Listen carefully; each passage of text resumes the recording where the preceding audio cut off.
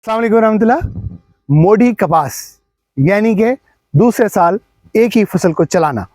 तो ये मोड़ी कपास के बारे में बहुत से लोग जानते होंगे और बहुत से ऐसे लोग होंगे जो शायद मोड़ी कपास के बारे में सिर्फ उन्होंने नाम ही सुना हो लेकिन उसको देखा ना हो। तो प्रैक्टिकली मैं आपको उस फील्ड में लेके आया हूँ जहाँ पे हम पायदार कुदरती निज़ाम काश्तकारी के साथ बगैर किसी परचेज इनपुट के ऊपर कोई भी फसल को ग्रो करते हैं। तो ये हमारा कॉटन का वो फील्ड है जिसे हमने लास्ट ईयर 2025 के अंदर हमने इसके अंदर कॉटन को जो है ना लगाया था। और उसके बाद जिस वक्त कॉटन हार्वेस्टिंग के ऊपर आ गई थी उस वक्त कॉटन के अंदर आखिरी जब पानी लग रहे थे कॉटन को, उस वक्त हमने इसके अंदर कैनोला यानी कि राया का छटा दे दिया था इसके अंदर। और उसके बाद 2 किलो सीड का छटा देने के बाद हमने इस फील्ड को छोड़ दिया। अगले तकरीबन को 15 से 20 दिन के अंदर कैनोला जर्मिनेट हो आया और उसके बाद हमने इस कॉटन को ज़मीन से तकरीबन 9 इंच ऊपर रख के हमने इसको कट कर दिया। कट करने के बाद जो है इसकी जो छड़ियाँ थी वो बाहर निकाल ली गई और उसके बाद जो राया या कैनोला था उसने इस फील्ड को ढक दिया, अच्छे तरीके से कवर कर दिया। ये जो नीचे जो उसके तने खड़े थे पिछली कॉटन के, उसको उसने कवर कर दिया।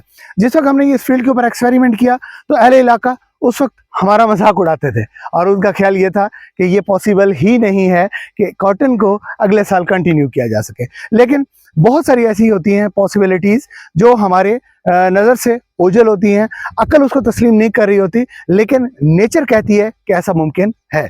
क्योंकि हम कुदरती निज़ाम काश्तकारी के ऊपर बिलीव करते हैं। तो कुदरत का जो निज़ाम है उसके अंदर कुदरत किसी भी जंगल के अंदर रीप्लांटेशन नहीं करती, नेचुरली तरीके से हर जंगल के अंदर रीप्लांटेशन होती रहती है। तो इसी तरह से हम इसको क्योंकि कुदरती निज़ाम काश्तकारी के ऊपर काश्त कर रहे हैं तो यहाँ पे तो इसका अभी हम प्रैक्टिकल आपको दिखाने जा रहे हैं। तो ये कॉटन जो है दोबारा से रीग्रो हुई। अब अगर आप करीब से देखें तो माशाल्लाह इस वक्त पोजीशन ये है कि ये देखें इसके ऊपर टींडा लगना शुरू हो गया। ये देखें, किसी एक पौधे की बात नहीं कर रहा मैं, ओवरऑल अगर मैं पीछे से दिखाता जाता हूँ तो ये देखें ये टींडा लगा हुआ है। तकरीबन तमाम फील्ड जो है साथ साथ फ्लावरिंग कर रहा है और साथ साथ ही टींडा लगाता आ रहा है। और इस वक्त आज जब ये वीडियो रिकॉर्ड हो रही है ये 1 अप्रैल 2026 है। इस वक्त रिवायती तरीके से जो कॉटन काश्त होती हैं वो अभी बिल्कुल काश्त हो रही हैं। तो अभी दिखाता हूँ आपको, ये बिल्कुल मेरा करीब जो है मेरा फील्ड है, मेरा तो नहीं मेरे भाई का फील्ड है। तो ये रिवायती तरीके से काश्त थी। रिवायती तरीके से इसके अंदर भी लास्ट ईयर कपास ही थी और उसके बाद इन्होंने भी कैनोला ही काश्त किया था। और कैनोला करने के बाद उसको हार्वेस्ट करने के बाद दोबारा से ज़मीन को तैयार किया गया और दोबारा से ज़मीन को तैयार करने के बाद काश्तकारी की। अब ज़रा काश्तकारी के अंदर पोजीशन देखें तो ये देखें कॉटन की इस वक्त ग्रोथ ये पोजीशन है। माशाल्लाह जर्मिनेशन बहुत अच्छी है, लेकिन ये पौधा अभी ज़मीन से निकल रहा है। तो आप खुद अंदाज़ा करें कि 1 से 1.5 महीना लगेगा इस पौधे को अपने पाँव पे खड़ा होने के लिए। 1.5 से 2 महीने के बाद ये पौधा फ्रूटिंग का ऊपर आएगा और फ्लावरिंग पहली स्टार्ट करेगा। जबकि दूसरी तरफ अगर हम इस फील्ड की बात करें तो ये माशाल्लाह ना सिर्फ फ्लावरिंग बल्कि इस वक्त तक फ्रूटिंग स्टार्ट कर चुका है। तो आप खुद अंदाज़ा करें कि ये जो है ना रिवायती तरीके से कितना फास्ट ग्रो करेगा और कितनी बेहतर इसके अंदर पोटेंशियल दे सकता है। एक और ख़ास बात इसके अंदर कि इसके अंदर नो टिल है, ज़ीरो इन्वेस्टमेंट, कि ज़मीन को तैयार करने का कोई खर्चा नहीं हुआ, सीड का किसी किस्म का कोई खर्चा नहीं हुआ, वही पुरानी फसल जो है ग्रो हुई। हाँ, उल्टा हमने ये किया कि नंबर ऑफ प्लांट इसके अंदर से हमने कम किए। तो ये देखें जब हमने पहली दफ़ा काश्त किया था उस वक्त इन 2 पौधों के दरमियान में एक पौधा मौजूद था, इन 2 पौधों के दरमियान में एक पौधा मौजूद था। लेकिन हमने जो है ना जिस वक्त इसको दोबारा से जो है ना कैनोला को इसके अंदर हार्वेस्ट किया उस वक्त हमने 2 पौधों के दरमियान में से एक पौधा निकाल दिया।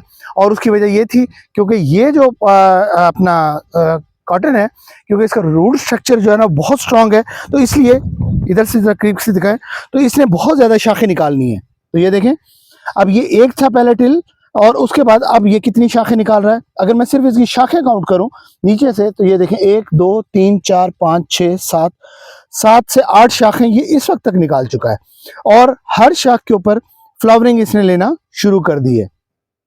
तो ये देखें, तो जिस वक्त हमने ये स्टार्ट किया था ये तजर्बा, उस वक्त लोग हम पे हंसा करते थे कि यार ये लोग ये क्या बेवकूफ़ी कर रहे हैं, तो ये कैसे पॉसिबल है कि कॉटन जो है उसको दोबारा से जो है ना कंटिन्यू किया जा सके।